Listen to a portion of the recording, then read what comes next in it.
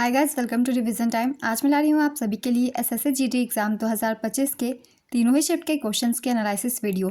इस वीडियो में आपको जीके जीएस और हिंदी के क्वेश्चन मिलेंगे और मिलेंगे एक्स्ट्रा फैक्ट्स जो कि आपको आगे भी एग्जाम्स में हेल्प करेंगे। तो वीडियो को स्टार्ट करने से पहले अगर आप चैनल पर पहली बार आए हैं तो चैनल को ज़रूर सब्सक्राइब कर लें और साथ ही इस वीडियो को लाइक भी ज़रूर कर दें। तो चलिए स्टार्ट करते हैं 10 फरवरी को पूछे गए तीनों ही शिफ्ट के क्वेश्चन के एनालिसिस वीडियो।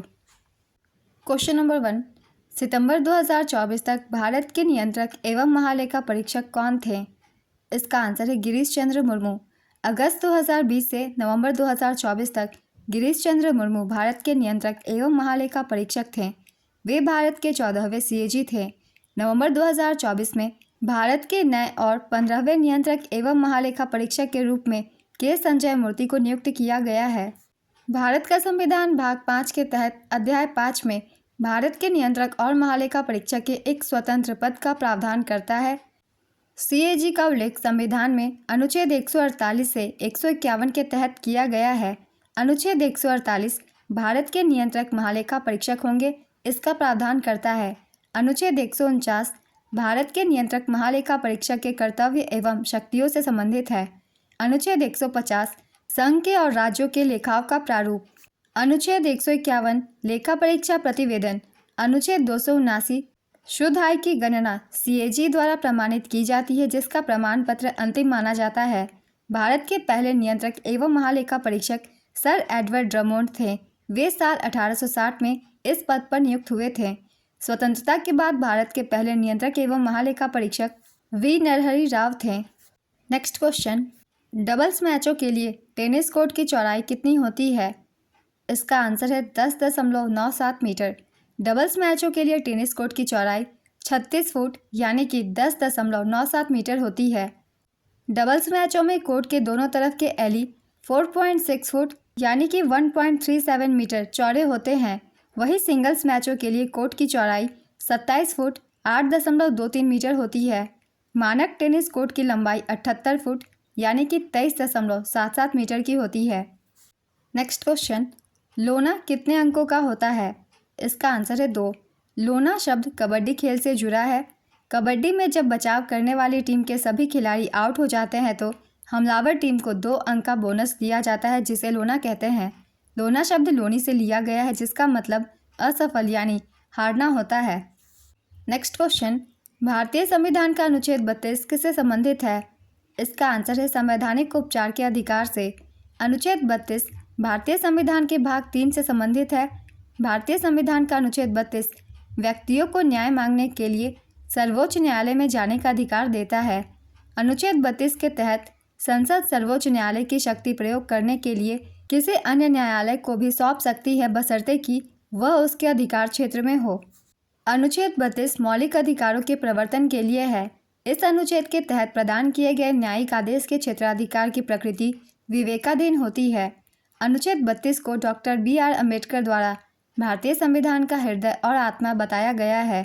संविधान के अनुच्छेद 32 के तहत प्रदान किए गए 5 प्रकार के न्यायिक आदेश हैं। पहला है बंदी प्रत्यक्षीकरण, दूसरा अधिकार परीक्षा, तीसरा परमादेश, चौथा उत्प्रेषण और 5वां नज़रबंदी। नेक्स्ट क्वेश्चन, लोक कलाकार महावीर गुड्डू किस राज्य से संबंधित है? इसका आंसर है हरियाणा। हरियाणा के जिंद निवासी लोक कलाकार महावीर गुड्डू को वर्ष 2024 में पद्मश्री से सम्मानित किया गया था। उन्हें धोती कुर्ता में सोलो डांस का भी जनक माना जाता है। महावीर गुड्डू जिंद जिले के गांगोली गांव के रहने वाले हैं। नेक्स्ट क्वेश्चन, विज्ञान में वी क्या दर्शाता है? इसका आंसर है वेग या वेलोसिटी। वेग को समय के संबंध में निकाय के विस्थापन के परिवर्तन की दर के रूप में परिभाषित किया गया है। नेक्स्ट क्वेश्चन, खिलाफत आंदोलन किस धर्म से जुड़ा हुआ था? इसका आंसर है इस्लाम धर्म। पहले भी खिलाफत आंदोलन से क्वेश्चन पूछे गए थे। मैंने बताया था एक्स्ट्रा फैक्ट्स में, ये इस्लाम धर्म से जुड़ा हुआ था। 1919 में शुरू हुआ खिलाफत आंदोलन मुसलमानों और हिंदुओं को ब्रिटिश शासन के खिलाफ एक साझा मंच पर लाया, जो असहयोग आंदोलन का सबसे महत्वपूर्ण कारण था। खिलाफत आंदोलन को 2 अली भाइयों मोहम्मद अली और शौकत अली, मौलाना आज़ाद, हकीम अजमल खान और हसरत मोहानी के नेतृत्व में शुरू किया गया था। खिलाफत आंदोलन भारत में एक अखिल इस्लामी ताकत है जो 1919 में ब्रिटिश राज के एकीकरण के प्रतीक के रूप में तुर्क खलीफा को पुनर्जीवित करने के लक्ष्य के साथ शुरू हुआ था। खिलाफत आंदोलन और कांग्रेस असहयोग आंदोलन 1920 के अंत तक एक राष्ट्रव्यापी आंदोलन में विलय हो गया। लॉर्ड चेम्सफोर्ड उस समय वायसराय थे। नेक्स्ट क्वेश्चन, सुरेंद्र मोहन मिश्र और गोदावरी सेन कला के क्षेत्र में पद्मश्री 2024 पुरस्कार विजेता किस राज्य से संबंधित है? इसका आंसर है वाराणसी, उत्तर प्रदेश। वर्ष 2024 में 132 पद्म पुरस्कार प्रदान किए गए थे, जिसमें से 30 महिलाएं भी थीं। इनमें से 5 को पद्म विभूषण, 17 को पद्म भूषण और 110 को पद्मश्री प्रदान किया गया था। 2025 के भी पद्म पुरस्कार प्रदान कर दिए गए हैं। चलिए एक बार रिवीजन कर लेते हैं। वर्ष 2025 में कुल 139 पद्म पुरस्कार दिए जाने की घोषणा हुई, जिसमें पद्म विभूषण 7, पद्म भूषण 1, पद्मश्री 113 शामिल है और महिला पुरस्कार विजेता की संख्या 23 है।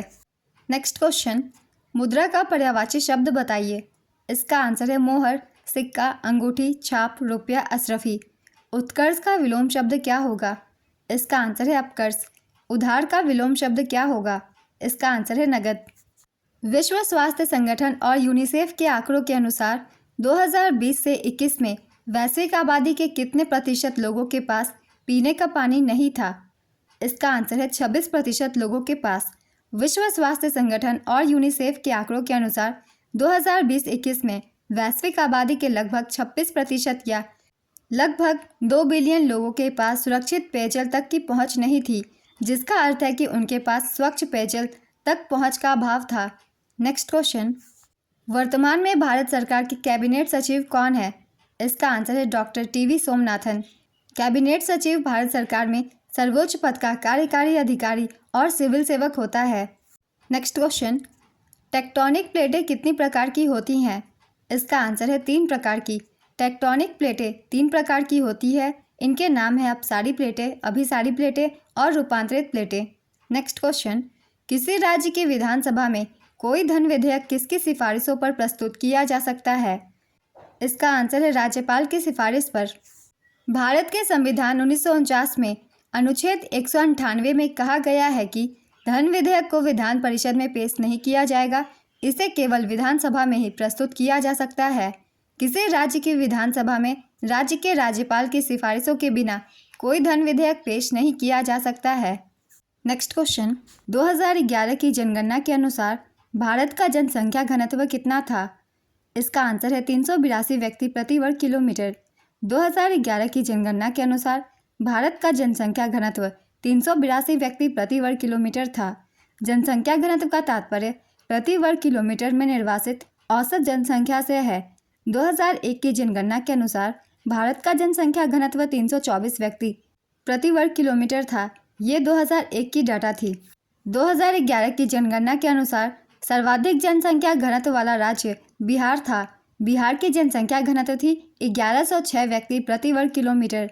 दूसरे स्थान पर था पश्चिम बंगाल, इसकी जनसंख्या थी 1028 व्यक्ति प्रति वर्ग किलोमीटर। तीसरे स्थान पर केरल था, यहाँ की जनसंख्या घनत्व थी 860 व्यक्ति प्रति वर्ग किलोमीटर। तो ये सर्वाधिक जनसंख्या घनत्व वाले राज्य थे। अब जान लेते हैं 2011 की जनगणना के अनुसार न्यूनतम जनसंख्या घनत्व वाले राज्य। पहले स्थान पर थी अरुणाचल प्रदेश, यहाँ मात्र 17 व्यक्ति प्रति वर्ग किलोमीटर थी। न्यूनतम जनसंख्या घनत्व वाला दूसरा राज्य मिजोरम था, यहाँ मात्र 52 व्यक्ति प्रति वर्ग किलोमीटर जनसंख्या घनत्व था। न्यूनतम जनसंख्या घनत्व वाला तीसरा राज्य सिक्किम है, यहाँ मात्र 86 व्यक्ति प्रति वर्ग किलोमीटर है। 2011 की जनगणना के अनुसार अब जान लेते हैं केंद्र शासित प्रदेशों के स्थान। पहले स्थान पर है दिल्ली, यहाँ 11,320 व्यक्ति प्रति वर्ग किलोमीटर है। दिल्ली के बाद चंडीगढ़, यहाँ 9,258 और पुदुचेरी 2,547 का स्थान है। 2011 की जनगणना के अनुसार न्यूनतम जनसंख्या घनत्व वाला केंद्र शासित प्रदेश अंडमान और निकोबार द्वीप समूह है, यहाँ की जनसंख्या घनत्व 46 व्यक्ति प्रति वर्ग किलोमीटर है। जनसंख्या घनत्व से जितने भी क्वेश्चन बन सकते थे मैंने सभी लिख दिया है, इन सभी को आप सब अच्छे से याद रखिएगा, बहुत ही इंपॉर्टेंट पॉइंट्स है सभी। नेक्स्ट क्वेश्चन, यूकैरियोटिक और प्रोकैरियोटिक कोशिकाओं दोनों में कौन सा कोशिकांग पाया जाता है? इसका आंसर है राइबोसोम। राइबोसोम प्रोकैरियोटिक और यूकैरियोटिक दोनों तरह की कोशिकाओं में पाया जाने वाला एकमात्र कोशिकांग है। राइबोसोम प्रोटीन संश्लेषण के लिए जिम्मेदार होता है। प्रोकैरियोटिक कोशिकाओं में केंद्रक नहीं होता, जबकि यूकैरियोटिक कोशिकाओं में केंद्रक होता है। प्रोकैरियोटिक कोशिकाएं एक कोशिकीय होती है, जबकि यूकैरियोटिक कोशिकाएं बहुकोशिकीय होती है। राइबोसोम झिल्ली रहित कोशिकांग होता है। राइबोसोम आरएनए और प्रोटीन से मिलकर बना होता है। प्रोकैरियोटिक कोशिकाओं में राइबोसोम 705 प्रकार के होते हैं, जबकि यूकैरियोटिक कोशिकाओं में राइबोसोम 805 प्रकार के होते हैं।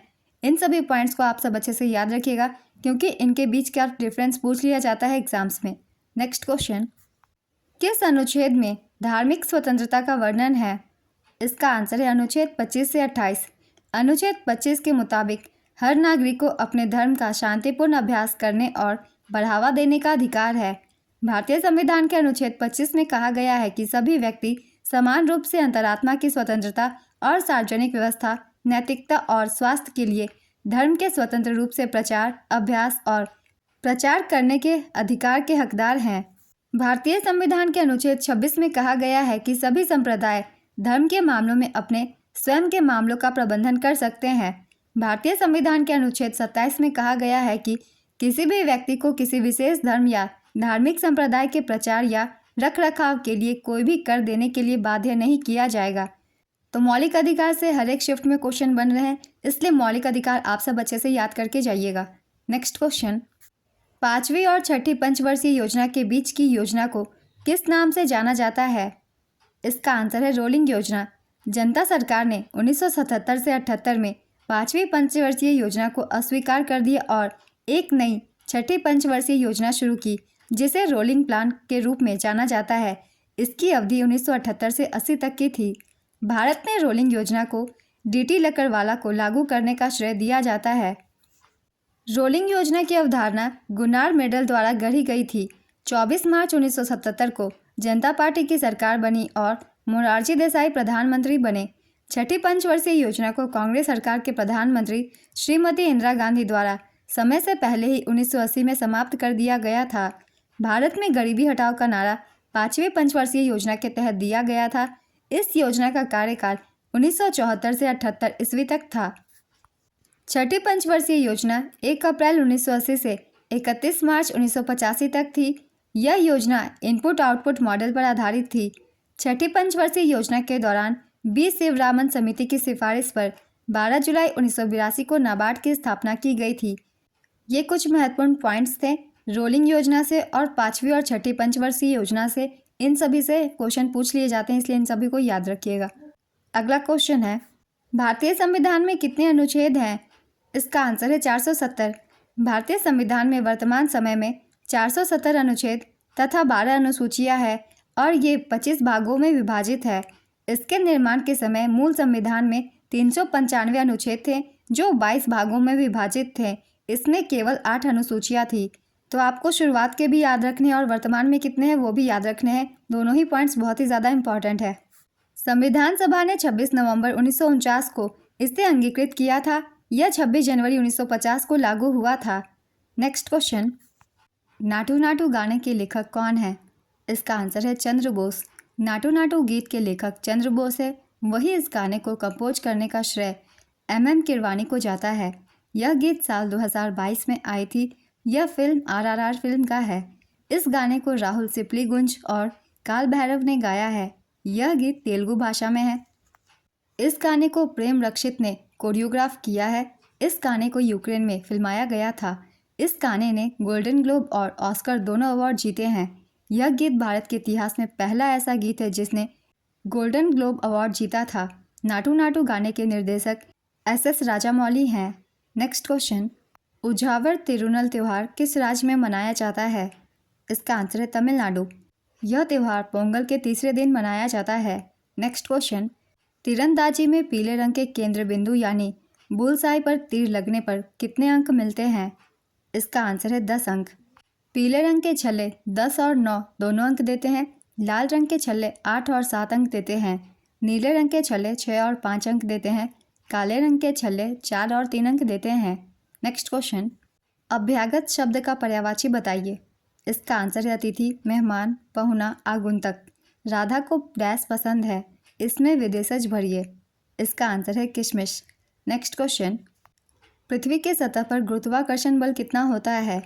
इसका आंसर है 9.8 मीटर पर सेकेंड स्क्वायर। नेक्स्ट क्वेश्चन, 2011 की जनगणना के अनुसार भारत में सबसे कम बाल लिंगानुपात वाला राज्य कौन सा है? इसका आंसर है हरियाणा। 2011 की जनगणना के अनुसार भारत का शिशु लिंगानुपात 919 है। 2001 की जनगणना के अनुसार भारत का लिंगानुपात 927 था। 2011 की जनगणना के अनुसार सर्वाधिक शिशु लिंगानुपात वाला राज्य था अरुणाचल प्रदेश। यहाँ शिशु लिंगानुपात 972 थी। दूसरे स्थान पर मिजोरम था। यहाँ की बाल लिंगानुपात 970 थी। तीसरे स्थान पर मेघालय था। यहाँ की बाल लिंगानुपात 970 थी। चौथे स्थान पर छत्तीसगढ़, यहाँ की 969। पाँचवें स्थान पर केरल, यहाँ की बाल लिंगानुपात 964। तो सर्वाधिक लिंगानुपात वाले राज्य हमने देख लिए। अब देख लेते हैं 2011 की जनगणना के अनुसार न्यूनतम शिशु लिंगानुपात वाले राज्य। सबसे कम लिंगानुपात वाले राज्य हरियाणा थी। यहाँ की बाल लिंगानुपात थी 834। न्यूनतम शिशु लिंगानुपात वाला दूसरा राज्य पंजाब था। यहाँ बाल लिंगानुपात 846 था। तीसरा राज्य था जम्मू कश्मीर, यहाँ 862 थे शिशु लिंगानुपात। चौथा राज्य था राजस्थान, यहाँ 888। पांचवा राज्य था गुजरात, यहाँ शिशु लिंगानुपात थी 890। 2011 की जनगणना के अनुसार सबसे अधिक शिशु लिंगानुपात वाला केंद्र शासित प्रदेश अंडमान और निकोबार द्वीप समूह है। यहाँ शिशु लिंगानुपात 968 है। और न्यूनतम शिशु लिंगानुपात वाला केंद्र शासित प्रदेश दिल्ली है।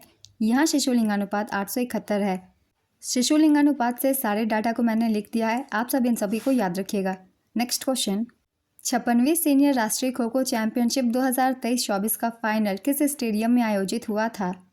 इसका आंसर है इंदिरा गांधी इंडोर स्टेडियम नई दिल्ली में। महाराष्ट्र की पुरुष टीम ने रेलवे को हराकर पुरुष चैंपियनशिप जीता और महाराष्ट्र की महिला टीम ने AAI को हराकर महिला चैंपियनशिप जीता।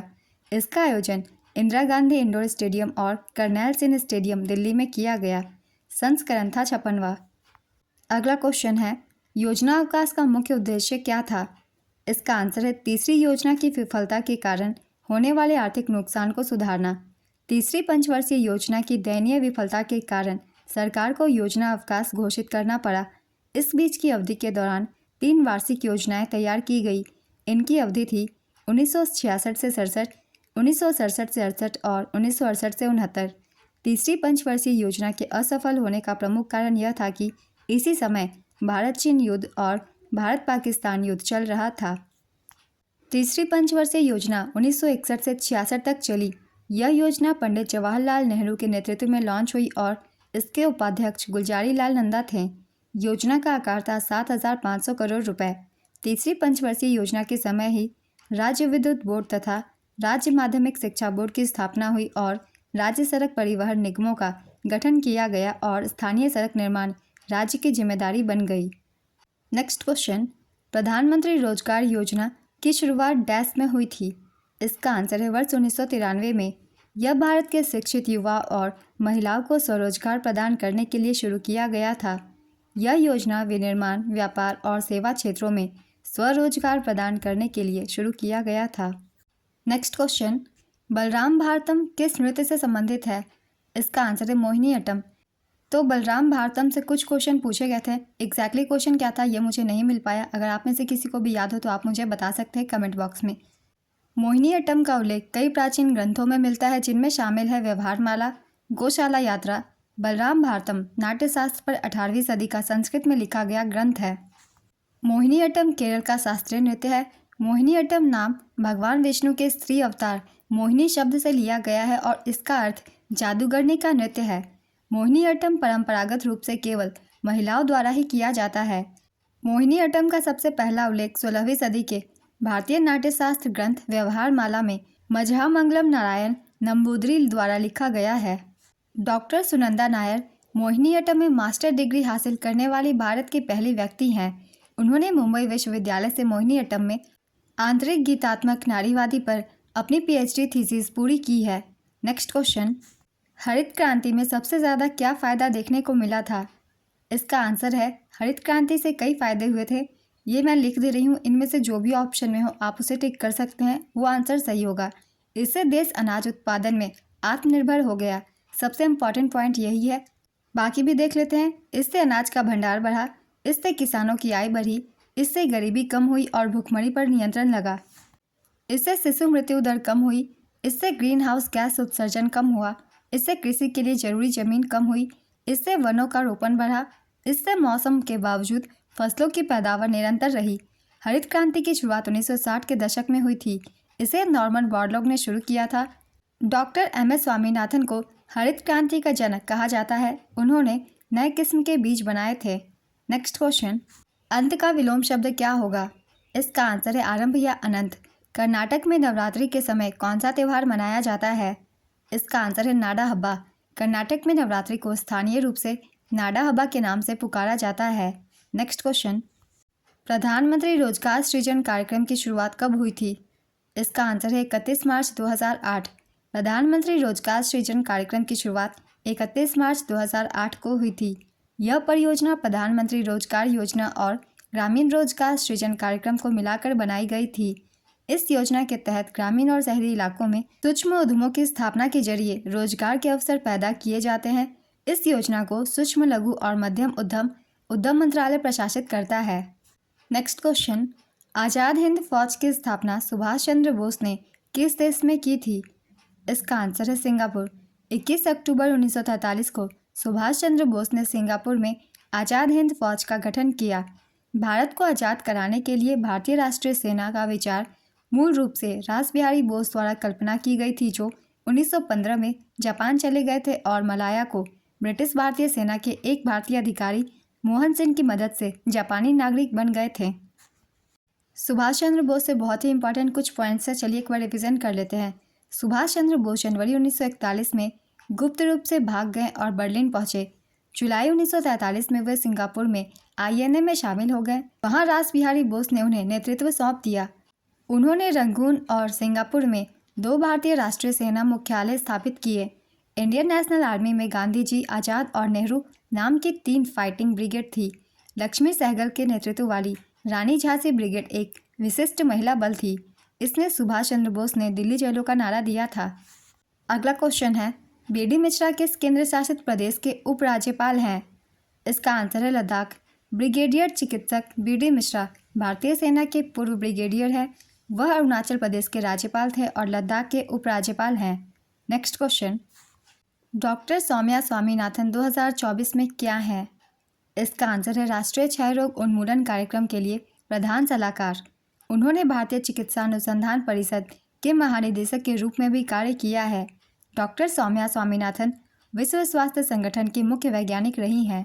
नेक्स्ट क्वेश्चन, डैश उड़ीसा के सबसे लोकप्रिय लोक नृत्यों में से एक है। इसका आंसर है दलखई। ओडिसी नृत्य, छऊ नृत्य, चैती घोड़ा, डंडा नाटा, मेधा नाचा, चांगू नृत्य, कर्म नृत्य, इनमें से जो भी एक ऑप्शन में हो आप उसे टिक कर सकते हैं। नेक्स्ट क्वेश्चन, भारत की जनगणना 2011 के अनुसार किस राज्य की साक्षरता दर सर्वाधिक है? इसका आंसर है केरल। 2011 की जनगणना के अनुसार भारत की साक्षरता दर 74.04% है, जिसमें पुरुष साक्षरता दर 82.14% और महिला साक्षरता दर 65.46% है। तो चलिए साक्षरता दर से भी सारे पॉइंट्स हम लोग रिवीजन कर लेते हैं। आगे अगर क्वेश्चन पूछे जाएंगे साक्षरता दर से तो वो भी आपके छूटेंगे नहीं। 2011 की जनगणना के अनुसार सर्वाधिक साक्षरता वाला राज्य केरल है। यहाँ साक्षरता दर है 94%। सर्वाधिक साक्षरता वाला दूसरा राज्य है मिजोरम। यहाँ की साक्षरता दर है 91.3%। तीसरा राज्य है गोवा। यहाँ की साक्षरता दर है 88.7%। 2011 की जनसंख्या के अनुसार न्यूनतम साक्षरता वाला राज्य है बिहार। यहाँ की साक्षरता दर है 61.8%। न्यूनतम साक्षरता वाला दूसरा राज्य है अरुणाचल प्रदेश। यहाँ की साक्षरता दर है 65.4%। तीसरा राज्य है राजस्थान। यहाँ की साक्षरता दर है 66.1%। 2011 की जनगणना के अनुसार सर्वाधिक साक्षरता वाला केंद्र शासित प्रदेश है लक्षद्वीप। यहाँ की साक्षरता दर है 91.8%। दूसरा स्थान है दमन एवं दीव का। यहाँ की साक्षरता दर है 87.1%। 2011 की जनगणना के अनुसार न्यूनतम साक्षरता वाला केंद्र शासित प्रदेश दादरा और नगर हवेली है। यहाँ की साक्षरता दर है 76.2%। नेक्स्ट क्वेश्चन, शिक्षा के अधिकार को किस संशोधन के तहत जोड़ा गया था? इसका आंसर है 86वां संविधान संशोधन। भारतीय संविधान में शिक्षा के अधिकार को 86वें संशोधन अधिनियम 2002 के जरिए जोड़ा गया था। इस संशोधन के तहत 6 से 14 साल के बच्चों को मुफ्त और अनिवार्य शिक्षा का अधिकार मिला। इस संशोधन के तहत अनुच्छेद 21A जोड़ा गया। शिक्षा का अधिकार अधिनियम के तहत साल 2009 में बच्चों को मुफ्त और अनिवार्य शिक्षा दी जाने लगी। नेक्स्ट क्वेश्चन, IPL 2023 में पर्पल कैप किसे मिला था?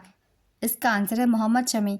वर्ष 2023 में टाटा IPL का खिताब चेन्नई सुपर किंग्स ने जीता था। उपविजेता रही थी Gujarat Titans. Final match Ahmedabad के नरेंद्र मोदी स्टेडियम में खेला गया था। संस्करण था 16वां। तो चलिए एक बार रिवीजन कर लेते हैं टाटा IPL 2024 की भी। विजेता थी Kolkata night Riders. Kolkata night Riders ने टाटा IPL 2024 का खिताब तीसरी बार जीता। इससे पहले 2012, 2014 और 2024 में इसने यह खिताब हासिल किया है। उपविजेता थी सनराइजर्स हैदराबाद। संस्करण था 17वां। KKR के कप्तान थे श्रेयस अय्यर। SRH के कप्तान थे पैट कमिंस। ऑरेंज कैप विजेता थे विराट कोहली। इन्होंने 741 रन बनाए थे। पर्पल कैप के विजेता थे हर्षल पटेल। इन्होंने 24 विकेट्स लिए थे। मोस्ट वैल्यूएबल प्लेयर थे सुनील नरेन। ये KKR टीम से थे। इन्हें 450 पॉइंट्स मिले थे।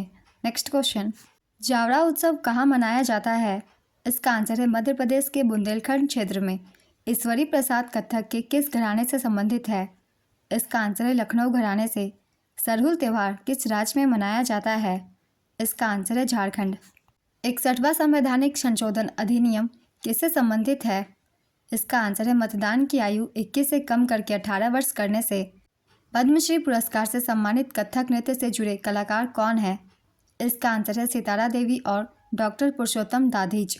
नील आर्मस्ट्रॉन्ग के साथ पहली बार चंद्रमा पर जाने वाले दूसरे अंतरिक्ष यात्री कौन थे? इसका आंसर है Buzz Aldrin. Short service term किस खेल से संबंधित है? इसका आंसर है बैडमिंटन। 12,000 वर्ष पहले के समय को क्या कहा जाता है? इसका आंसर है नियोलिथिक एरा। तीसरा गोलमेज सम्मेलन कब आयोजित किया गया था? इसका आंसर है वर्ष 1932 में। आत्मनिर्भर भारत रोजगार योजना की शुरुआत कब हुई थी? इसका आंसर है अक्टूबर 2020 में। इस योजना का मकसद नियोक्ताओं को प्रोत्साहित करके रोजगार के अवसर बढ़ाना और बेरोजगारी को कम करना है। इस योजना के तहत कर्मचारी भविष्य निधि संगठन EPFO के जरिए लाभ दिया जाता है। नेक्स्ट क्वेश्चन, वाणिज्य में कौन सी गतिविधियां शामिल है? इसका आंसर है वस्तुओं और सेवाओं की खरीद बिक्री, मार्केटिंग, विज्ञापन, लॉजिस्टिक्स, वित्त। आज की एनालिसिस वीडियो कंप्लीट होती है। अगर आप सभी को ये वीडियो हेल्पफुल लग रही है तो इसे लाइक ज़रूर कर दीजिएगा और इस तरीके की वीडियो के लिए चैनल भी ज़रूर सब्सक्राइब कर लीजिए। फिर मिलते हैं अगली वीडियो के साथ। आप सभी को आने वाले एग्जाम्स के लिए ऑल द बेस्ट।